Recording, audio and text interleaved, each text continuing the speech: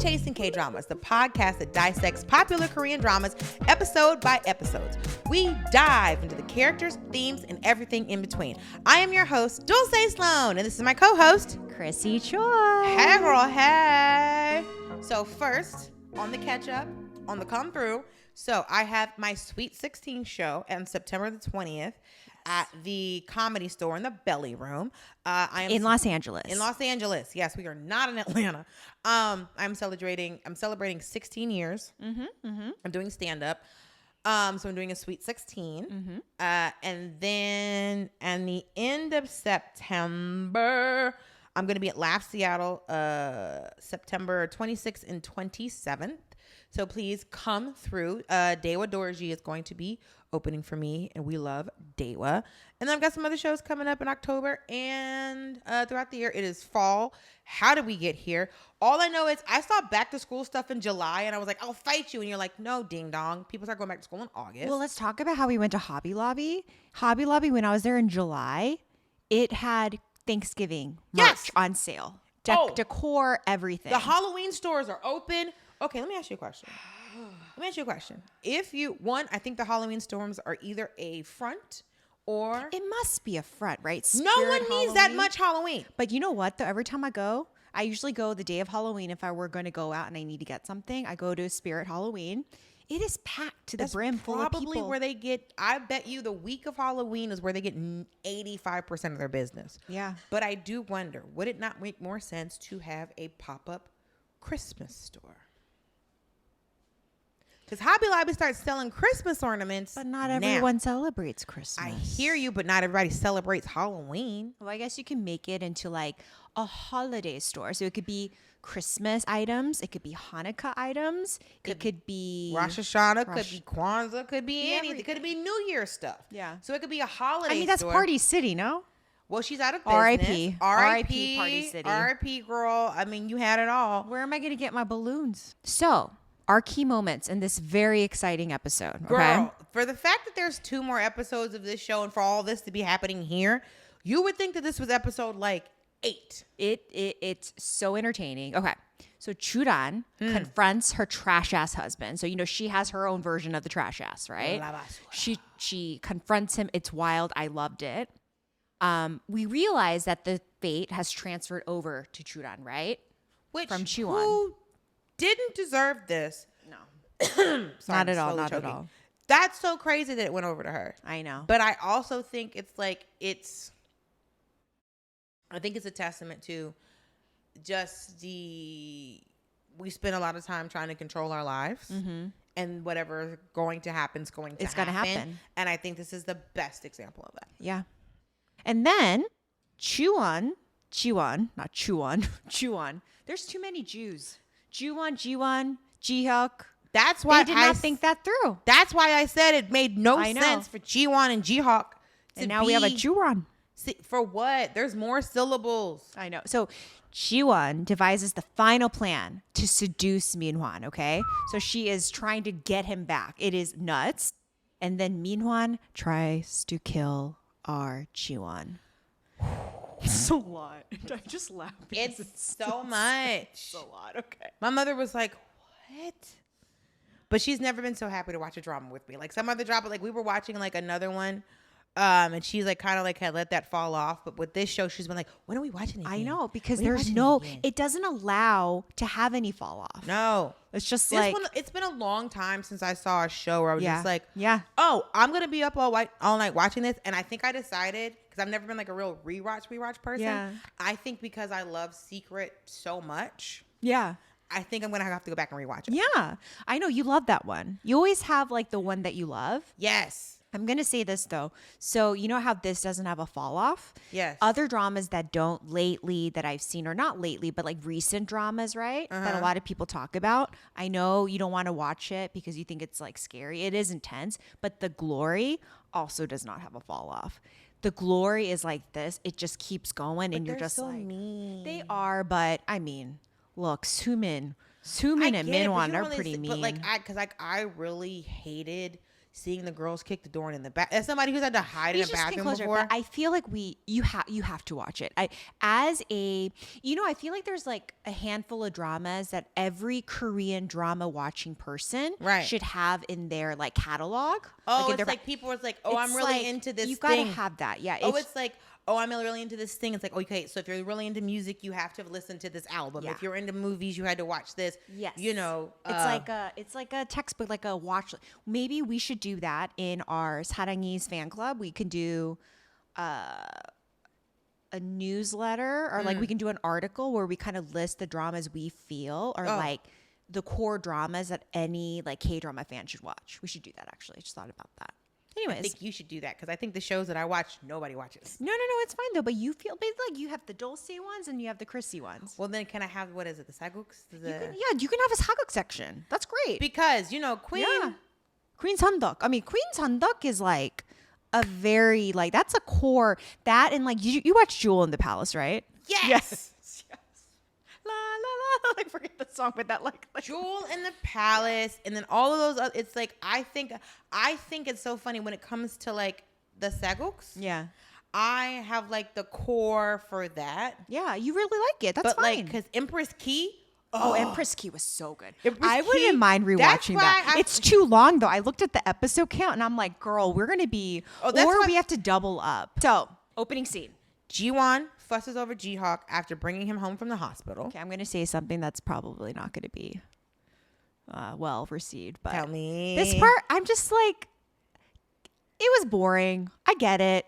Cute. I'm just like, let's get to the action, ma'am. You needed this.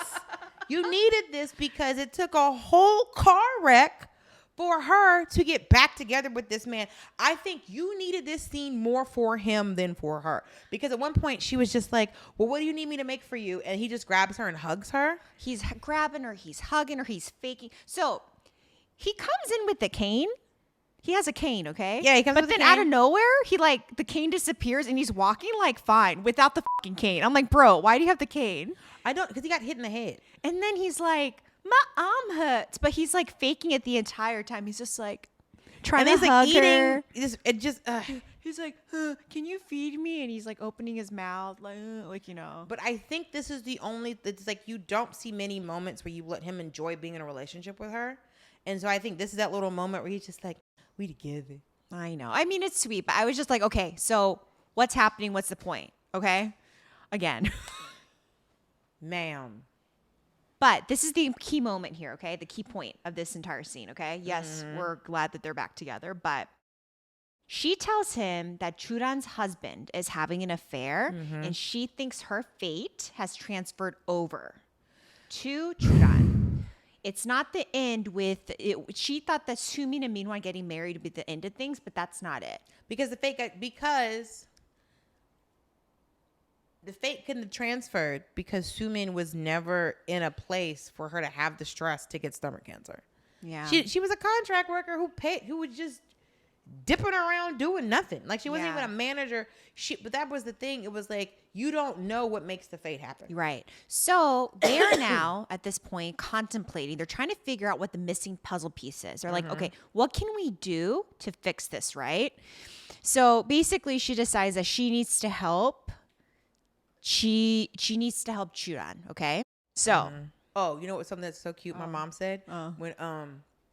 When Jiwon was like asking Jihyuk, it was like, what do you want me to make for you? My mother goes, well, you know he likes ice cream. Because he got that pint of ice cream. That scene. It's truly nuts. Also, that was a perfect have. Perfect. But also, like who in the prop room did that? Did they saw it? Ma'am, that was like a carving knife. That was an electric carving knife. As someone who's worked in props before, I don't know what kind of Japanese knives he got in here. Very, very, very sharp knives. Precision knives. But also, it obviously wasn't ice cream. No, but that ice cream looks so good. Oh, it's like, I would love to eat ice cream like that. I love ice cream. Like I get it so rarely. I love ice cream. You can like offer me any type of dessert. I'm obsessed with ice cream. I like all types of ice cream. You like paletas or just like the dairy ice cream? I like dairy ice cream. I'm not a huge like popsicle person, so like the fruit stuff. No, I like creamy dairy. You would like the horchata paleta then? Yeah, probably. I love my Jennies. I love salt and straw. I love all the Korean, like, K-Town has all of this, like they have like somi. We love pingsu. Honestly, I love hot pingsu. Let me tell you something. Not that that's dairy, but But isn't it ice cream? They put ice cream in it. Yeah, so they'll put ice cream and then they put the fucking, the cream. That's what I want all the time. But anyway, so Sukjun and Jihyuk investigate Yoora for the accident, right? Right. So Sukjun shows evidence against Jiwon's mom and dad, but says he won't be able to fully place blame on them because they need more evidence. And he's upset because he's like, why didn't you rope me in before? If I knew about your plan, we could have figured something out, right? But then Jihyuk tells him, it's because I didn't trust you. Yeah, because in his last life, old boy flew the coop. So we don't know if you out here coop flying. And then he's like, Hyung, I'm sorry.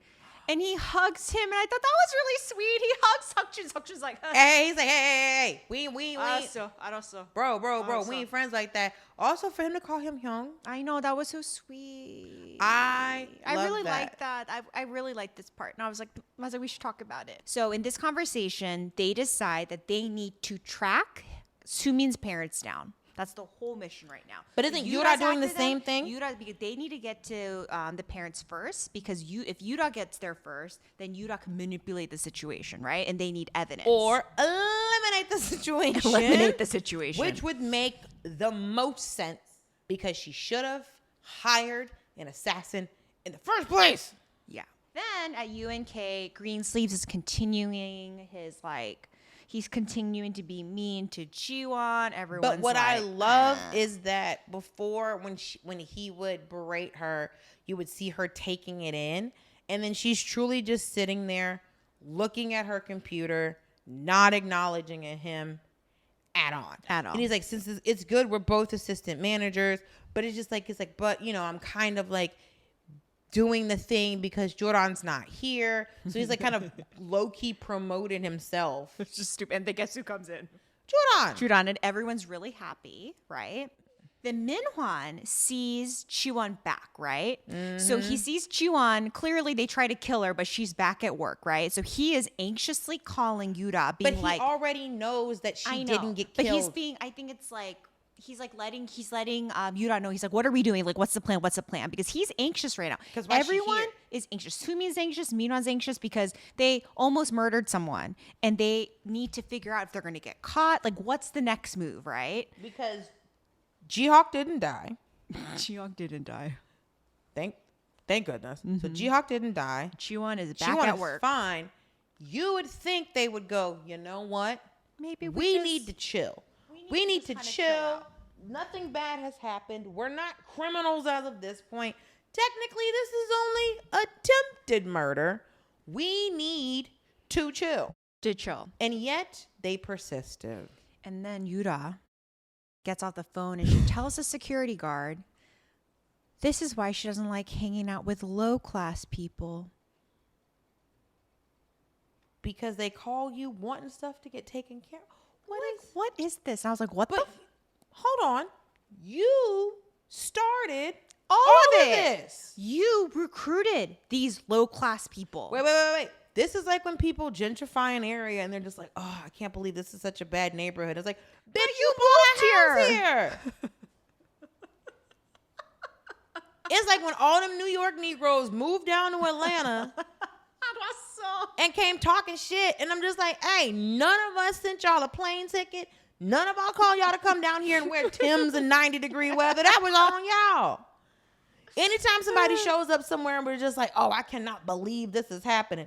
Like that white lady who was trying to get the mariachis to stop playing on the beach in Mexico. But it's like, oh, you in Mexico. What you thought they was going to be doing? So stupid. They living their life. How you going to come in somebody else's shit and try to run stuff?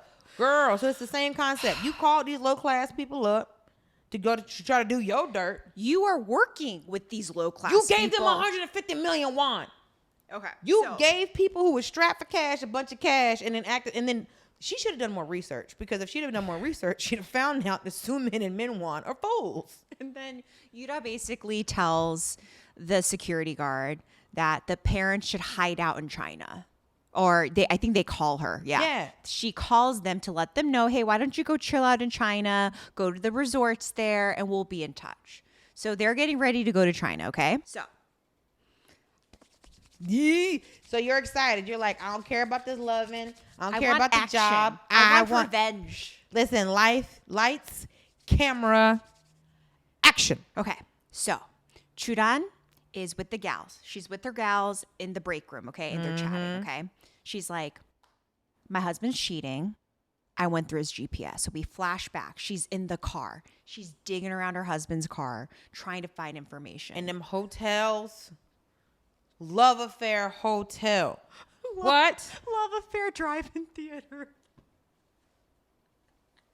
So she's... Who's naming these places? I love it. It's Between so Last Chance Loans and Love Affair Drive. I can't with this. It's so funny. So then she sees, right? She actually sees, I think, like, yeah, she's in the car digging around. Then she sees her husband run out with the girl, and they like run over to the corner to canoodle. And you're just like, what the There's a jacket in the car.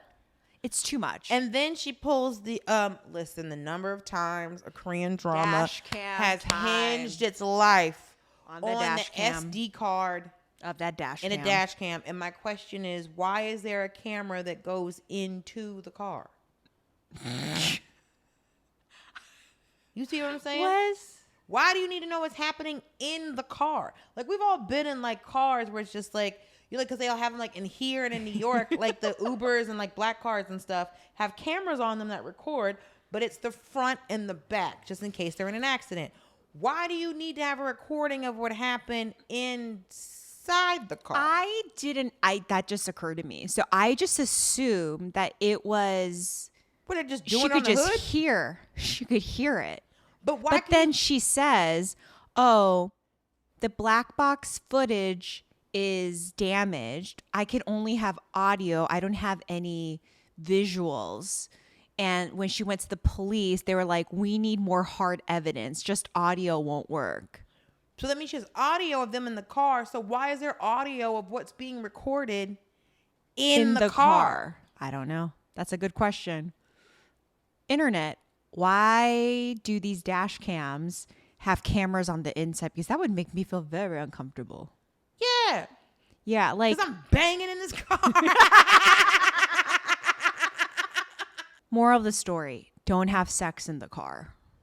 If you're married and cheating on somebody. Yes. I mean, also, like, do you really... If you're married and not cheating, do you really need to have sex in the car? Mr. Thomas? This part cracked me up, okay? So basically she's like, I'm going to do a sting operation because I'm going to catch them in the middle of whatever. I'm like losing my brain. She's going to catch them red-handed. Jiwon offers, right, to go and be there with her. When she confronts him. Right. But they're in the car. This part cracked me up. They're all in the car with the cops. And that was cracking me up because it's like, in what world? Because back then, adultery was illegal. So my question is, what if adultery was illegal in America? Prostitution is illegal in America. But the only people that seem to catch charges for it are women. Are the prostitutes. Yes. Not the people buying it. So here's the thing. If you're selling drugs, right? Mm-hmm. You catch a charge for dealing drugs. I catch a charge for buying drugs. Yes. So why is it with prostitutes, you catch a charge for selling poom poom, but I'm not going to catch a charge for buying poom poom? But when I watch SVU, the people buying the poom poom get arrested too. Only if they're underage. Back to my question. So if it was, I'm asking you a question. So if it was illegal in America, it would be the same thing. where the woman is the only one that would get that's in what trouble. happens in Korea. Exactly. But I'm just curious because to me, it's like, you have to think about the men that did this. So you have to think that a man in Korea lobbied for this to become a law because his wife cheated on him. If we had that here, it wouldn't have been illegal for very long. We would have been like, it would have been like prohibition, where it's like, no alcohol. And then everyone's like, we need alcohol. This is stupid. you know, like all over TikTok, you have, you know, the dash cam footage of like crazy people's behavior. Or maybe it's just my algorithm, but I'll see people acting like nuts from the point of view of the cop because they have they have the body cam. Yeah, not the dash cam, the body cam footage. So I mean, a body cam is just a dash cam. Imagine if it was illegal and they allowed us to conduct sting operations. Like, imagine you and I were like going after someone. It's me and you and a cop. This is and then just recording all of it. I think that shit would go viral. It'd be so funny. So it's me and you. Yeah. In a car. In a car with cops. With LAPD. LAPD. Trying to catch Mr. Thomas. Not Thomas. Someone else. Fine. Trying to catch someone who's not Thomas. Yeah. Thomas would never do that. Running marathons with another bitch.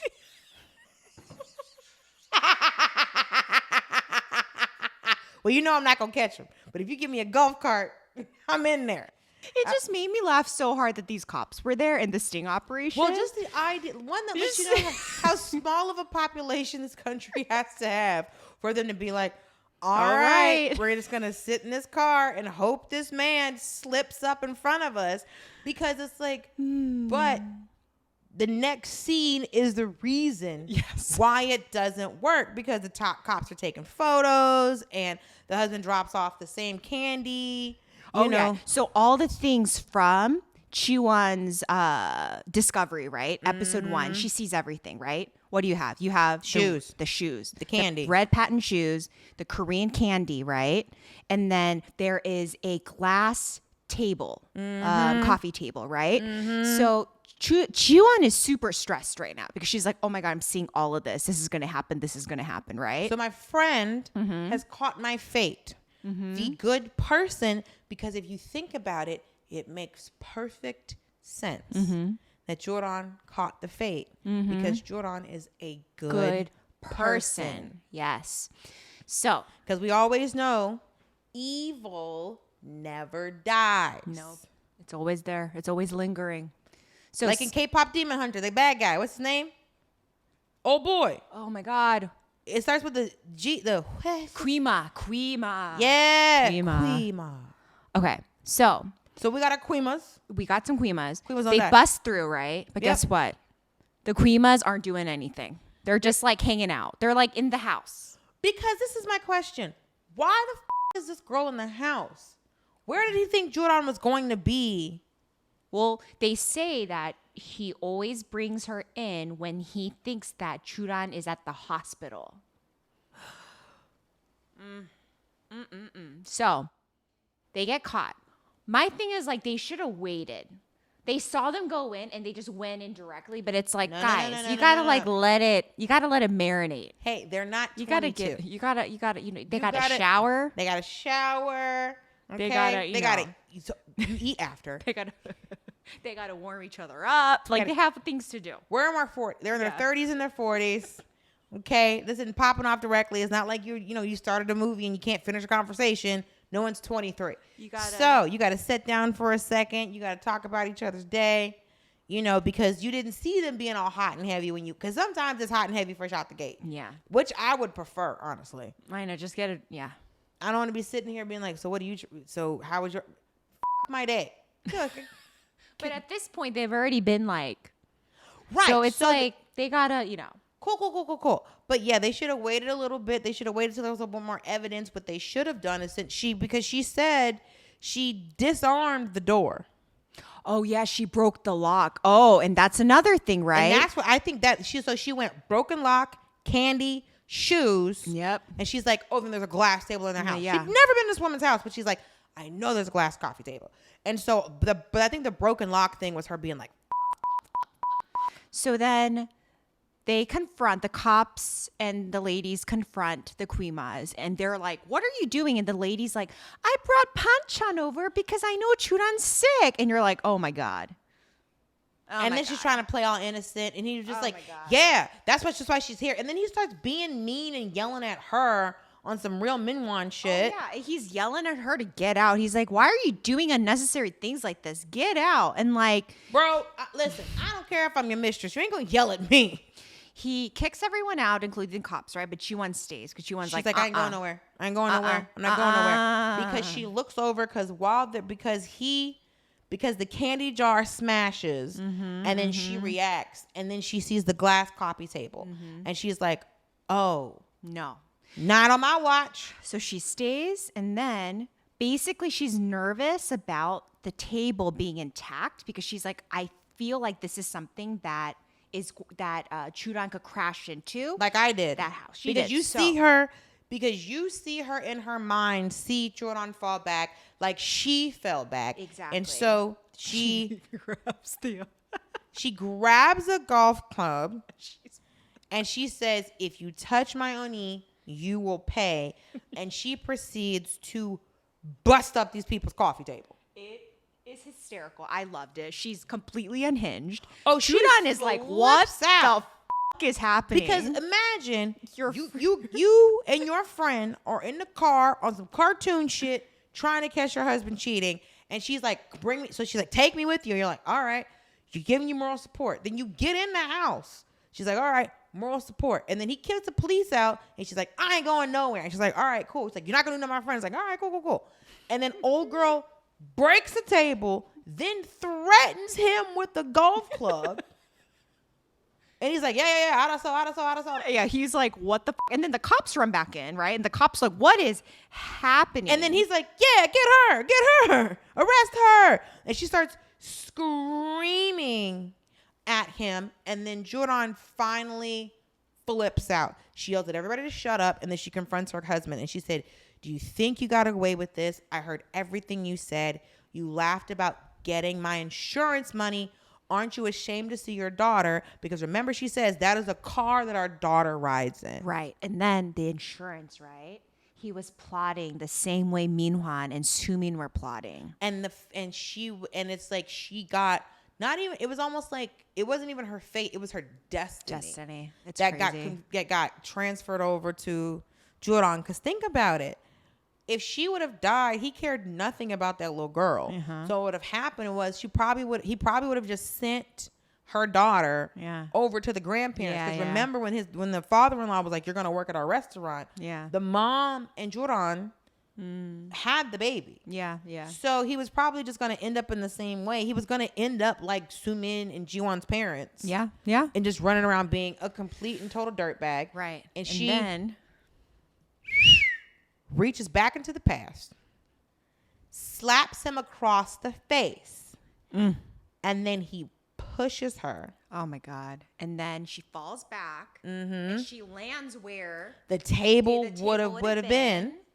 And then Jiwon grabs her, runs to her, grabs her, and then tries to attack him with the golf club and says, you crazy asshole. And then goes to hit him with the golf club. And then the police officer's like, oh! It's like, So, like, it's at the police station. Jiwon warns Jooran never to meet her husband alone. Yeah. And then Jooran's like, Chagia, you're kind of acting a little, like, you're acting weird. What's wrong? But it's like, but if that was me, though. Yeah. If that was me, I'd have been like, she broke this table. This man just pushed me. I would have gone through a glass table. I know. And then she's like, you know what? I'm going to do this the proper way. I'm going to get a lawyer. And then Jiwon's just like, I'm going to be there by your side. Like, you need me with you. Like, I'm not going to do this alone. But then, like, Seokjun comes up and Seokjun's like, I'm a lawyer. I'll be here. I'll do it. I know take care of legal it. shit. I'll take care of her. So yeah, I'm like, okay. I got it. So it's great. Jiwon is such a good friend. What a great character. Yeah. I mean, I think I would have done the same thing if like, granted, if this had happened to us and we think our friend's going to die because my fate got transferred over, I think we would do the same thing. But I really do love the fact that the way she stood up for her friend, waving that golf club like a lunatic. She bought a whole car to take her to the doctor. She did. She bought a car. A whole car to take her to the doctor. She got her those, like, she found her, well, Jihyuk, she used Jihyuk the doctor. But, like, yeah, she went out of her way and, like. But she only went out of her way because her fate got transferred to this lady. No, but I think Jiwon, think about how she treated Soomin too when she was younger. She's a loving friend because, like, even though Soomin mistreated her from the beginning, and she knew Soomin was mistreating her from the beginning, but it was like, so all of those times where she's like carrying all of the stuff and she's watching Soomin mess up her relationship, steal a boy, like whatever, she still was like, she's having a hard time. I know she's unhappy. She didn't have a parent like I had one. Yeah. Let me do this. So no, I know Jiwon is doing these things because she's a good person. Yeah. And it's like, but also it's like, I'm responsible for these things happening to this woman. Yeah. Because these were supposed to happen to me 10 years in the future, but they're happening 10 years in the past. Right. So it's like, it's a 50-50 thing. Jiwon and Jihyuk meet up. And Jiwon is basically talking to him about the Jooran situation and how the fate has been transferred, right? Mm-hmm. And she realizes where the fate of being killed by her husband comes in, right? Mm. So she thinks that the missing piece of the puzzle is Minhwan doesn't have anyone that he's having a relationship with, meaning there isn't another woman right now. There's no mistress. There's no mistress. Oh, because he doesn't know about Yoora. Right. So, because she doesn't know about Yoora right now, right? Right. But right now, so they think that in order to fully make this happen, right? In order to take the fate away from Jooran, I mean, it's like an educated guess at this point. Yeah. She thinks that they need to get Minhwan to want her again. Because they need a mistress. Because that's what completes it. So the wife dies. Yes. Because there is a mistress. This is like I don't even know, in this drama, like the fourth plan that needs to happen, right? I know is it's another plan. Let me tell you something. These shoes are my slush fund. So Jiwon goes. I'm so tired of seeing these shoes. She buys a pair of red patent heels. Who don't have these shoes? Everyone has it. At one point, they even have an authentic version. But she gets the shoes and she wears them to work in leather leggings. She, again, looks like she's going to a club. Very appropriate. Legs just hot. Then she and Jihyuk stage this very dramatic, like, breakup fight. In a stairwell. And if you've ever been in high school, a stairwell, a lot goes down in a stairwell. And then Minhwan, of course, is listening, and he's like, ooh. But how do they know he was going to be in that stairwell? That's what I'm saying. Okay, just checking. Oh, because Minhwan is watching them, because when they get into the bullpen, right? Mm-hmm. Basically, Jihyuk's like, hey, I'm going to take away the meal kit plan for me. I'm going to give it to the new guy. Remember? And then Jiwon is protesting. She's like, what do you mean? This is my project. And he's just like, I shouldn't have given you the first place. So he's like being kind of mean to her. So Minhwan sees this and then he follows Jiwon, right? Because Jiwon chases after Jihyuk and he like goes and he spies and he overhears them fighting. Okay. So then like Minhwan is putting UNK stickers on swag. That made me laugh. I was thinking about her merch. I was like, listen, like I saw that episode. I'm like, oh, she already ordered the stickers. This would have been perfect. Putting it on. And then she goes over and she helps him. And she's like, hey. And then they're chatting. And she's just kind of like. Because he was kind of like, what do you want? She tells him that, yes, she admits that she swapped him for Jihyuk. Because Jihyuk had money. Coins. Right. And then she's like, I admit that, but things have changed, right? Do you want to get a drink with me later? Oh. It's starting. So they're at a bar. Mm-hmm. She tells him money.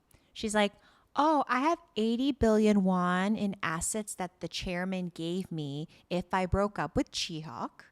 I have the money now. And they even got me like, it's tax free. That made me laugh. It's tax free. And they even set me up with an asset manager to help me manage the assets. And he's like all perked up, you know? And he's like, Man, let me tell you something. I'm not hanging around the right people. I know. I wish I had that. And then you get to it faster than me. Come on. And then she's like, you know, it wasn't all that bad when we dated. We had some good times. Did you? Because what you know they didn't do? Flashback to a good time. I know. And she's like, you know, I really liked you. I really didn't think about money at all. We had good moments together. And then she proceeds to tell him that Soomin is an awful person because she tried to kill me. And he's like, what? Acting all surprised. And this is where I got confused. Okay. Not confused, but I'm just like, why are you talking this much? She's talking because then, right, after. So basically, Minhwan, his brain is working into overdrive. Right. He's just like, Now, understand. Oh, and then she says stuff like, oh, Jihyuk has me follow. Like people are following me around. Like Jihyuk has people behind me. So I'm so stressed. I'm all of this. I feel lonely. Because like she's sitting there, she's like, and I'm just so stressed. It's like she's got her hands in her hair. She's freaking out. I'm super stressed. And then she tells him, right? Hey, why don't you break up with Soomin and come back to me?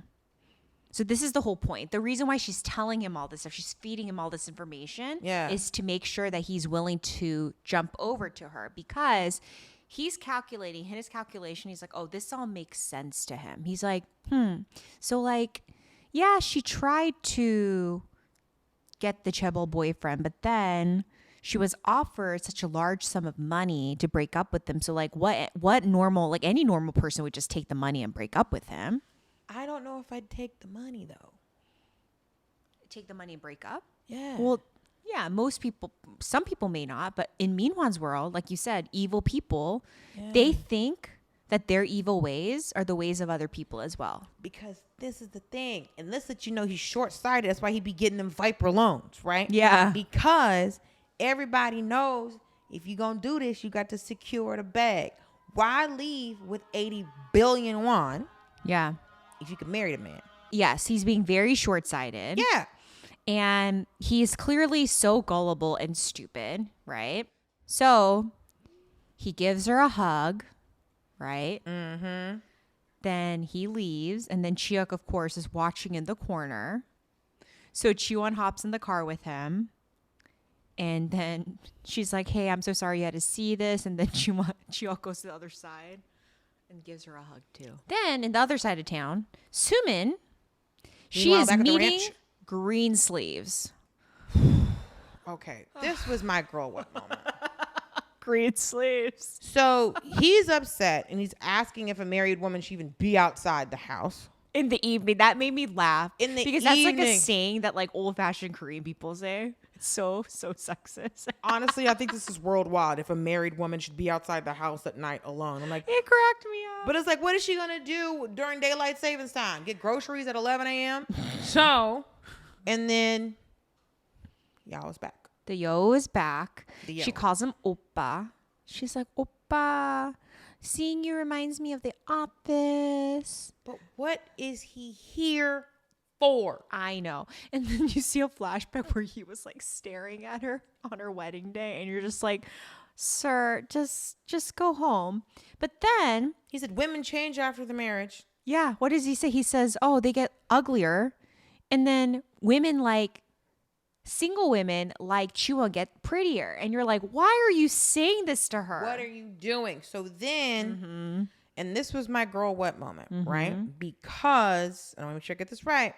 So, Greensleeves warned Soomin. Yes. That because Jiwon and Minhwan still work together, they might get back together. And I was like, what an interesting character to use as a vehicle for foreshadowing. Yeah.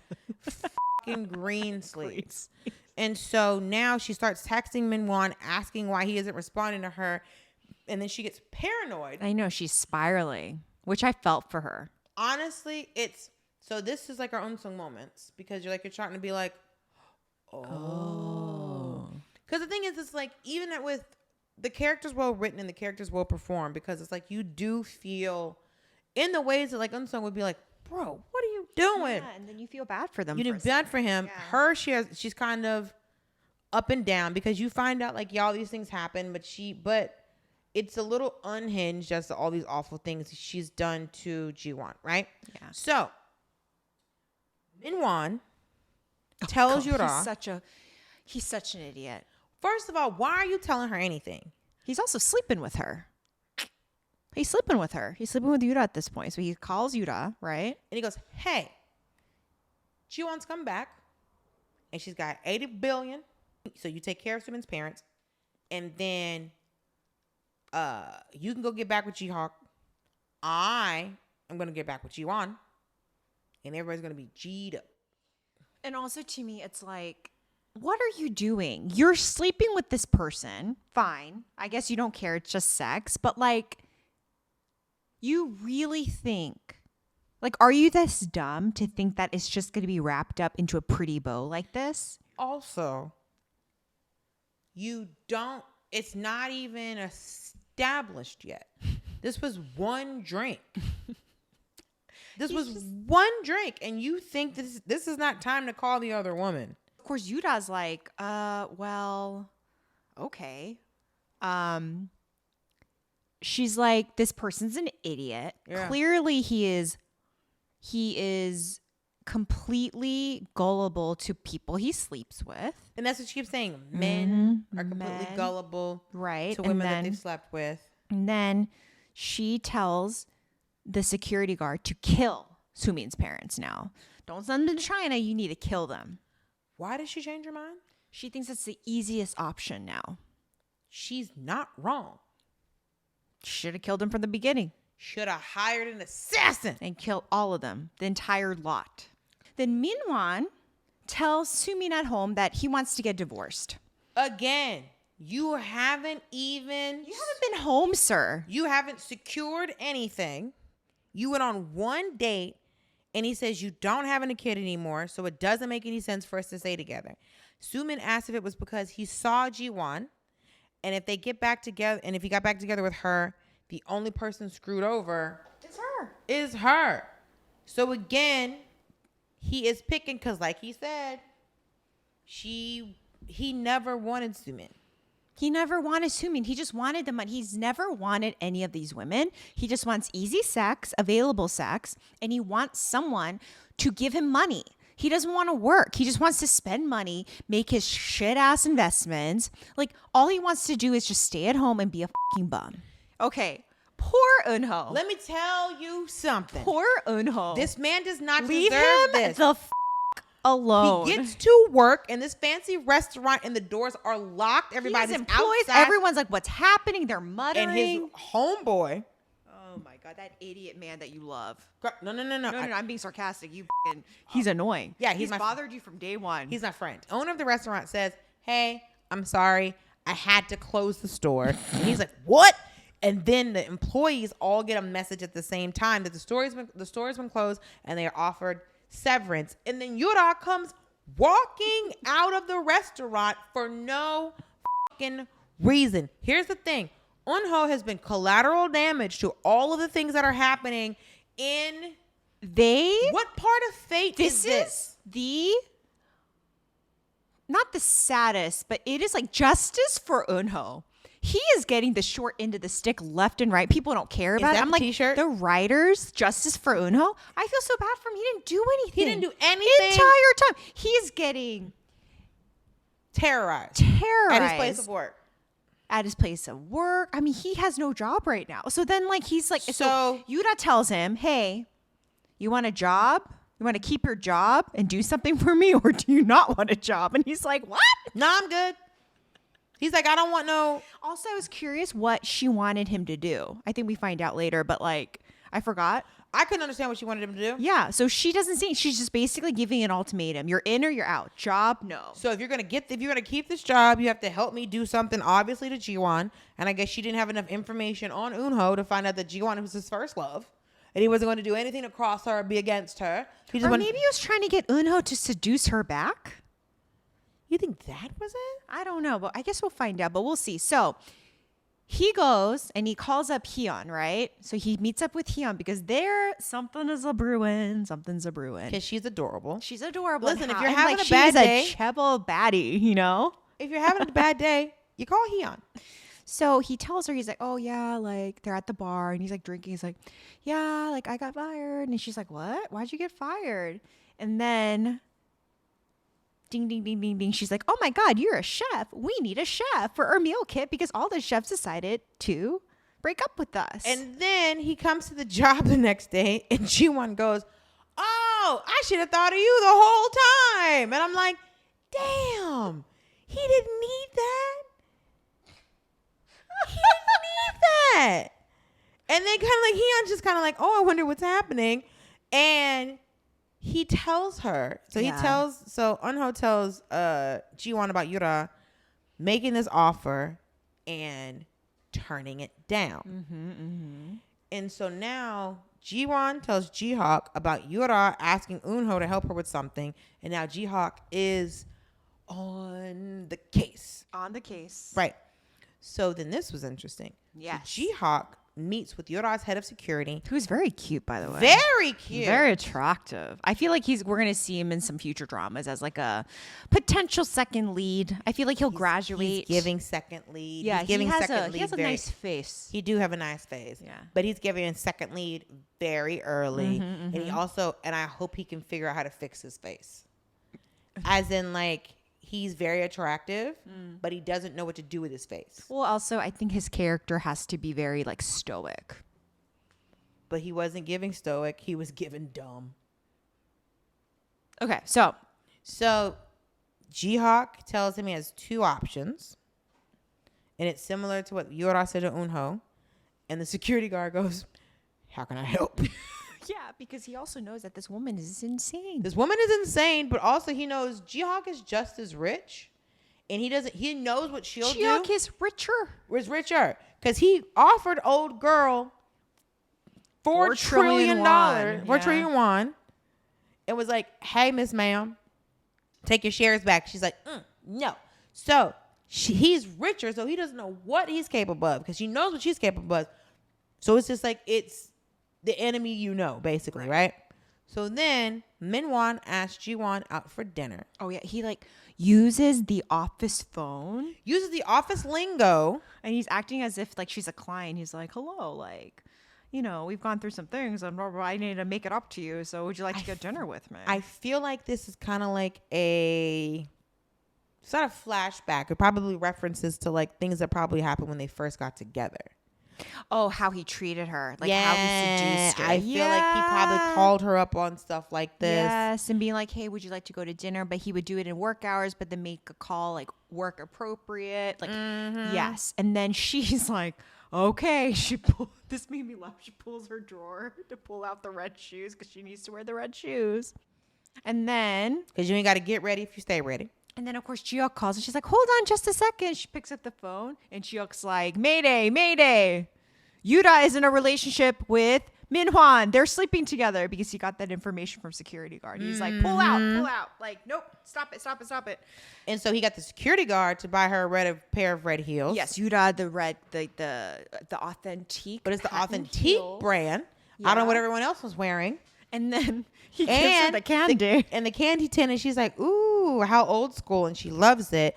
And so Jiwon now knows, okay, perfect. There is a mistress in play. Now I don't have to seduce Minhwan. Yeah. Right?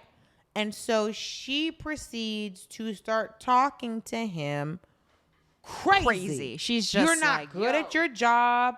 You're not. Basically, she kind of, because the way she kind of like was putting it to him, I'm just like, oh, so she was trying to talk about, first of all, you ain't got no money. You're not good at your job. Part of it made me think that she was saying your dick is trash. Yeah. Low key, your dick is trash. And so he is sitting there, and I'm like, girl, no. I know. She's taking it a little bit too far. But this was my grow up moment. I'm just like, bitch, are you serious? Yeah, just beach. Like, be smart about it. Because be smart about it because you already know he'll lay hands on you. He's hemmed you up in the elevator at work. Then he tried to slap you in an alley after work. So you know he has aggressive tendencies and he will hem you up in an elevator on the company time. So why are you talking to him crazy on this phone? And she was loving chewing him out. And I was like, this is the wrong choice, because how many walls in this elevator did he slam her up against before she need him? I know. And this is interesting because I feel like she is making a very rash. She's usually calculated, right, with him. Absolutely. But it was a very rash move on her part. So he breaks a pencil in half. He's pissed. He is pissed. So Yoora and the security guard set up Soomin's parents' suicide. And they put a suicide note inside the car like, oh, Jiwon, we're sorry. Ba-da-da-da-da. Here's my thing. Who was setting up the suicide? That's what I'm saying. So, like, I was laughing because I'm just like, well, how did they, like, I mean, they must have found the parents, drugged them, physically carried them to the car. They found a car. They had to set up the car. They had, who wrote the note? The handwritten note to Jiwon. Like, all this stuff is nuts. But so, because they knew where they were, because they were just like, hey, we're going to send you to China. Right. But then Yoora says it's the first time she's going to see someone die, and it's more boring than she thought. This part was wild. This was my, like, what the moment. But I also could not understand this method of suicide, because they're just in a van. Poisonous gases. You know how a lot of people commit suicide that way in Korea. No, I understand that. Yeah. They keep the, it's the carbon monoxide poisoning. Right. Yeah. But people through time, head in an oven, car running in a garage. Yeah, car running in a garage. They're in an open parking lot.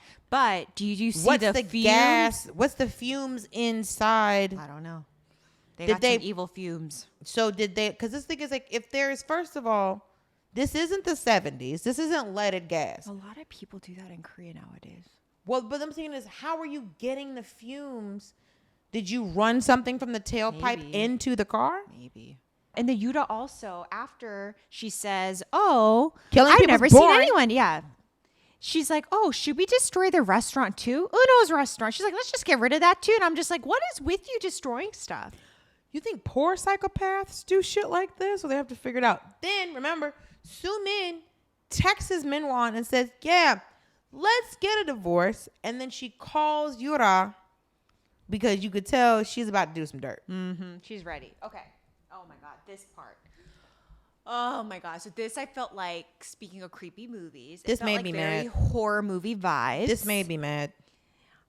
So Jiwon is working late. She's like, do. She gets a phone call. First it's Jihyuk, right? Yeah. I think Jihyuk's like, hey, I'll be out downstairs in 15 minutes. Just be ready. She's like, okay, great. So she's getting ready to go, packing up. She gets a phone call. Heavy breathing on the other line, which is also like, you don't really see that anymore. It is because we don't have landlines. I guess you can heavy breathe in a cell phone, but your number pops up. Yeah. Or you can you do star 67 still works, because did I tell you some girl called star me? 67 works? You didn't know this? Thomas, put your number in here. Just right now? Yeah. Let me see your phone. There's no caller ID. Yep. Star 67 still fucking works. So last week I got a no caller ID. So I answered the phone. I was like, hello. And this girl goes, is James there? I said, what? She said, is James there? I said, ain't no James here. Why are you getting mad at her? Because this bitch called me no caller ID. She's trying to play on my phone. So she was like, is James there? I said, James who? She's like James Dennis, Darden, whatever. And she's like, oh, I said, who is this? She said, a doctor's office. I said, don't no doctor's office call nobody on no caller ID. And then she hung up the phone. She was trying to catch somebody. I know. We should help each other. Again, or make adultery legal. Here's the thing. Either what happened was what the whole probably did was she called somebody star 67 and missed dial. So you would digit off. I think it was an accident. So here's the thing. If I knew a James, I'd have played along. I'd have been like, oh girl, what you mean? What? Well, wait, your man's call, because I've had a girl call me on some shit like this, and I didn't know the dude had a girlfriend. So I'm like, yeah, girl, I help you out. Me and your man slept together on this day, or we weren't even together then. Okay, girl, fine, right? I'm gonna go woman to woman with you if I don't know the situation. But if you just call playing on my phone saying a name I don't even know, nah, you a goofy bitch who's playing on my phone. So heavy breathing on the other line. Very creepy, okay? So she hangs up. Then he calls again. And she's like, what? And then behind every time Minhwan has a scene where he's creeping up on her, there's a flash of a body. Uh-huh. So you see a flash of a body. And we didn't even see his ankles this time. And then you hear this like noise, right? This dripping noise. So she's rushes into the break room and she shuts down the faucet and she's like, what's happening? And then out of nowhere, old boy grabs her. Minhwan finds her and he goes, how dare you mess with me? And it's pretty he looks like a crazy person. It's really scary. And so the lights go out. It's all of this. She's calling her and he's all this stuff. It's a very creepy situation. He's talking shit. So she's hiding, right? And so Jihyuk starts calling her. Yeah. And so he finds the phone.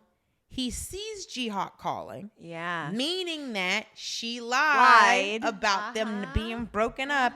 And so he turns the phone off. And then he finds her. She's trying to run away. And he pushes her and is like, are you trying to mess with me? And she's like, you tried to kill me.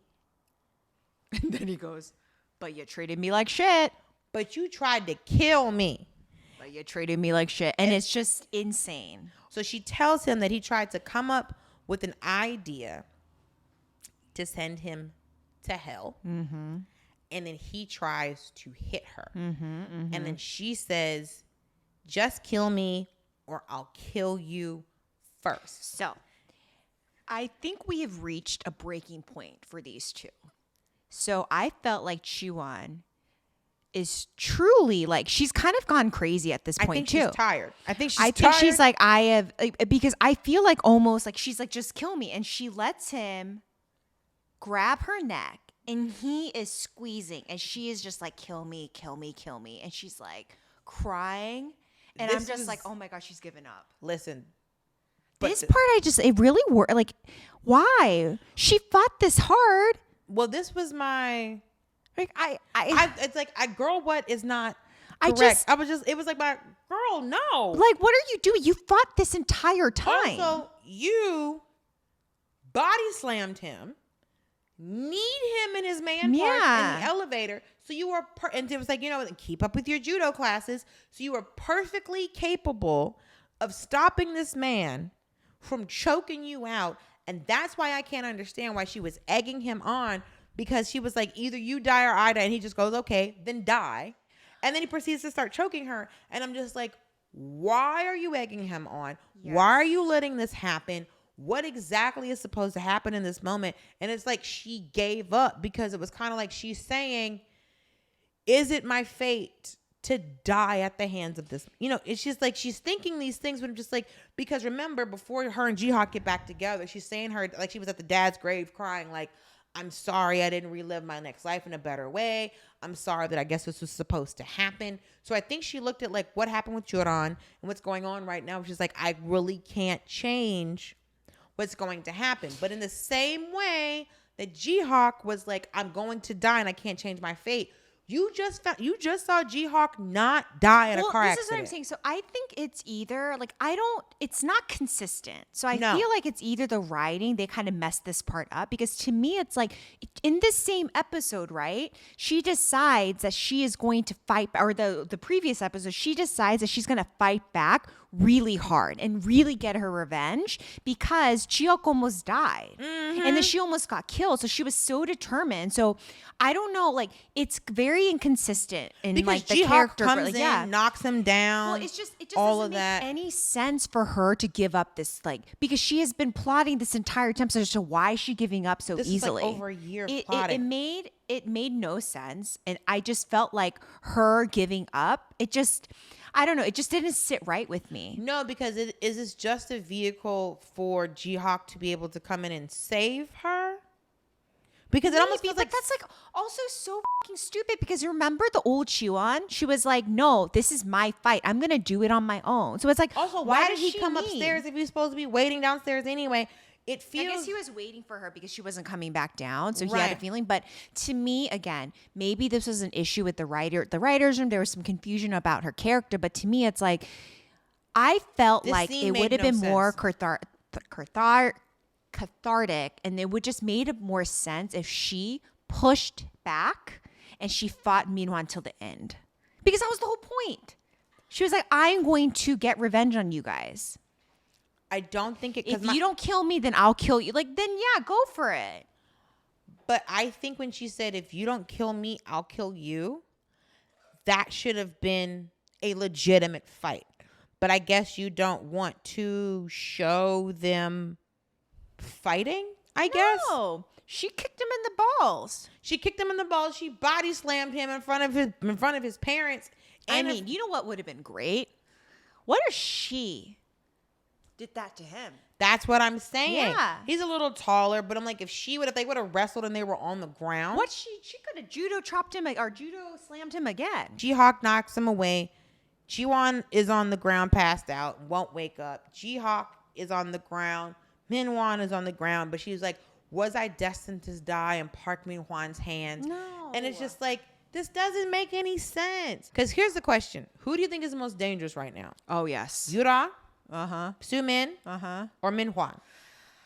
I mean, I think right now, Minhwan, yes, he's violent, but he's an idiot. Yeah. I think probably Soomin to me is probably the scariest one because she's truly unhinged. But Yoora also is laughing about watching people die. So Here's my it's thing. like, okay. I think at this particular point in time, since Yoora doesn't care actually what happens to anybody, Uh-huh. I think if Soomin Yeah. could team up with Yoora, Yep. that could be a huge problem because the thing is, Soomin's more calculating than Minhwan. Because listen, Minhwan's after sexy time and money. Money. Soomin is on the revenge tip at all times, and she knows all of Jiwon's weaknesses. So she's so it's like if she gets because she's all emotion, and Yoora is none. Okay. So for this week's segment, Yeah, I'm jumping. go ahead. Jumping.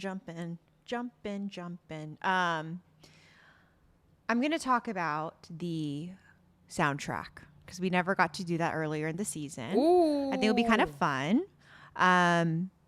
So, soundtracks are called OSTs in Korea. Interesting. Yeah, original soundtrack. Ooh. OST. We don't, yeah. So for Marry My Husband, it was composed and directed by Park Sung-il, who is a renowned music director. Ooh. And he's known for his emotive and cinematic compositions. God bless. His credentials are pretty great. So he did Itaewon Class. He did the music for My Mister, which is a very famous. That's the one with IU. Okay. Signal, which I loved. It's a thriller, very good. And Incomplete Life, Miseng, which is another I feel like this came out I've early. seen I think I saw the Miseng's trial good. for that. My parents love it. It's a very slice of life drama about the workplace. And it's start about that? basically people making it in the workplace. I think I might have started that. Yeah. It's supposed to be really, really good. That'd be an interesting one to recap as well.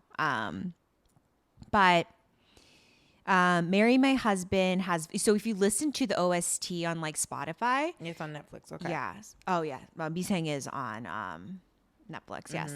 So if you listen to the Marry My Husband soundtrack on Spotify, you'll see a bunch of vocal tracks. There's 6 vocal tracks, people singing, and it's all instrumental. The instrumental portion is actually really beautiful. It's very orchestral, and it has 46 instrumental pieces. So it's really I actually listen to it and I'm working because it's actually very relaxing. You should try that. But I can talk a little bit more.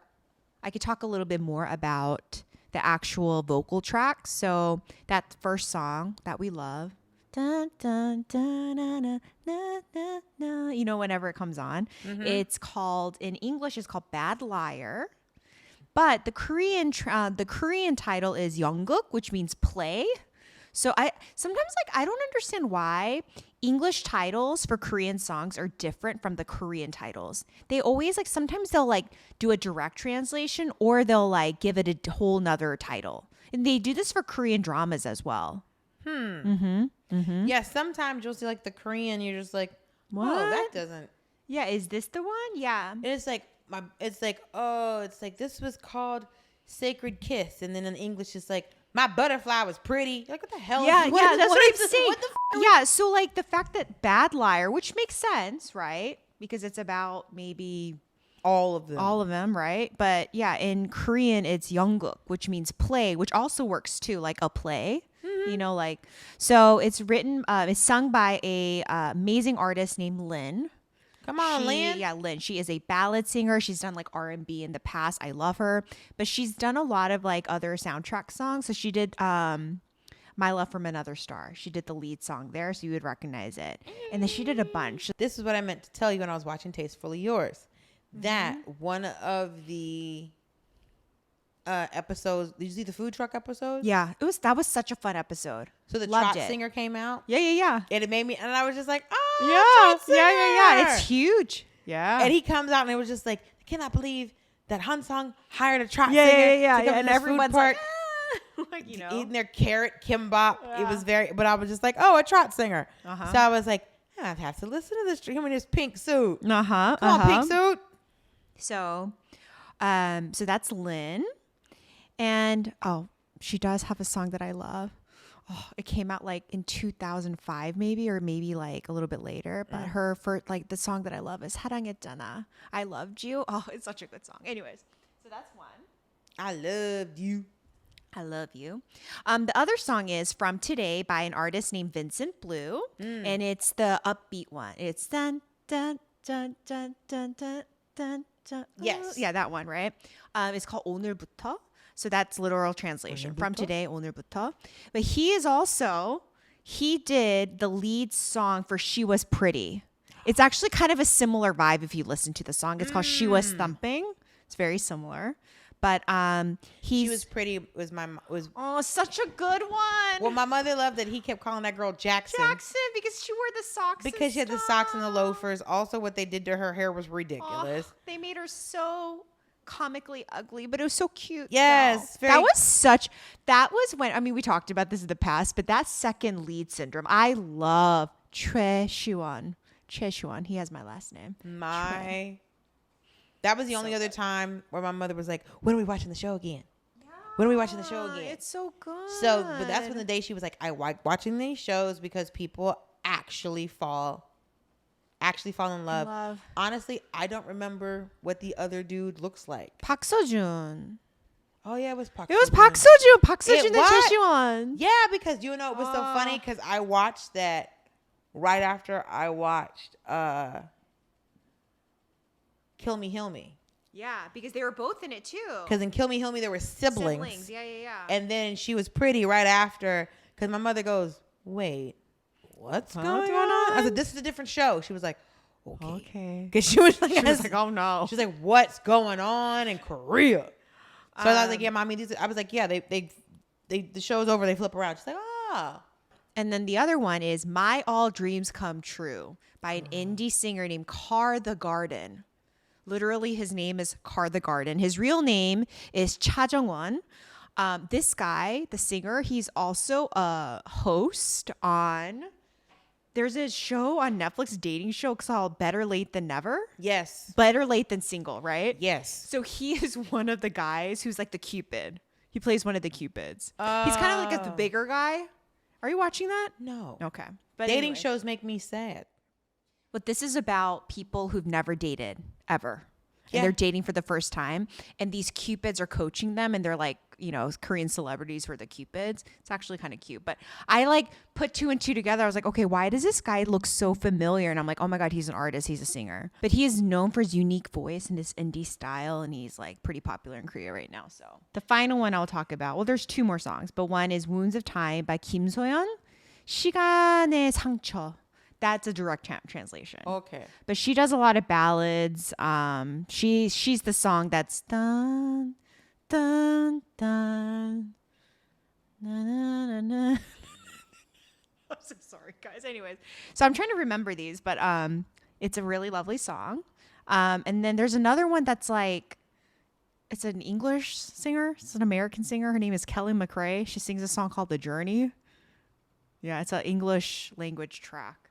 So they play this when they're at the beach. Oh, yeah. Anywho, so that is our OST wrap up. It's very exciting. It's a good soundtrack.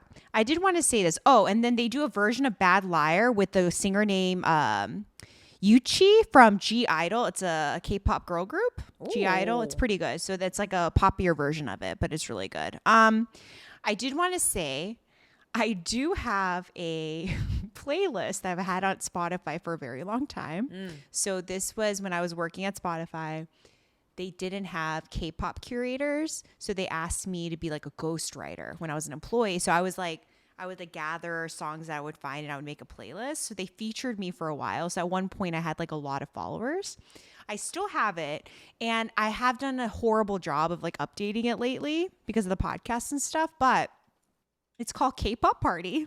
It's on Spotify. How many followers? So I used to have like over 200,000. What? But now I'm like 170 because again, I have not been. 30,000 people were like, no more. Yeah, I have 170,000 now. But I realized that I should use that playlist for our podcast. Yeah. Yes. So I did go ahead and I put in the latest episode of Chasing K-Dramas. I love this. On the playlist. And I think what I'm going to do is 30,000 more people unsubscribed. So we'll see. But I think I may just rebrand it and I'll put it in the description of like an explanation of, hey, this is K-pop Party, but it's K-pop Party with K-dramas, you know? What if you just kept putting songs on there? Yes. But like songs from the drama. That's what I'm going to do. So I was thinking like, I love K-pop in general. So even when there are these little connections, like the fact that I love the Lin song, I'm going to put the first song that I like really liked of hers in the playlist too. So I'm going to start curating it. I don't have time to do this, but I'm just going to try doing it. And it will be like, I will still make it with current K-pop. It'll force me to update it, but I will add our episodes, the latest episodes up top, and then I'll curate it. So we're gonna bring back the K-pop Party playlist. I mean, if anything, it's gonna surprise everybody on the playlist and be like, "Oh, it's active again." Yeah. Well, yeah. I mean, I think I like here and there I'll add stuff. Maybe, so it's not overwhelming. Episode, one song. And that's it. And then just once a week, it's episode and one song. And one song. And the one song we pick. And then I will continue updating it with like the latest K-pop hits. Right now, I put the K-pop Demon Hunters tracks on it. Perfect. Yeah. So it's like part of the zeitgeist. We're going to be back next week with episode 15. And so friends, what do you think of this here, a podcast? What's in your fun little minds? What questions, thoughts, prayers, rants, or whatever? Send them to us at chasingkdramas@gmail.com. We'd love to hear from you. Chrissy loves to hear from you. I think now that we have the Sarangees. We have Club Sarangees. Club Sarangees. Our fan club. We can do... Club Sarangees. Turn up. Now, we can do a mailbag. So for a mini episode, we can, look at the emails that y'all have sent us. So if you want to be in the mailbag, if you want to have us on the special episode, subscribe on the Substack. Give us some love. You're going to subscribe. You're going to review. You're going to rate. You're going to follow us on the Apple and the Spotify and the YouTube or wherever you are tuning in. Be sure to follow us at Chasing K-Dramas on the Instagrams and the TikToks, because now we're like 12 right now. We're at what? We're at 12.5. It's going to be more by the time this airs. 12.5 on Instagram, 11.4 on TikTok, and almost 3,800 on YouTube. Thank y'all so much, and we'll see you for the next K-Drama Chase. Sarangees. Chasing K-Dramas is hosted and executive produced by Dulcé, Sloan, and me, Chrissy, Choi. I edit the audio and video, and our production is led by Thomas Yuen from TY Media and Go Get 'Em Productions. Our artwork is designed by Ice Cream. We're an indie podcast and we're always looking for fun partnerships. If you're a brand that's interested in sponsoring our chases, or for your fan who just wants to stay in touch, please check out our website at chasingkdramas.com.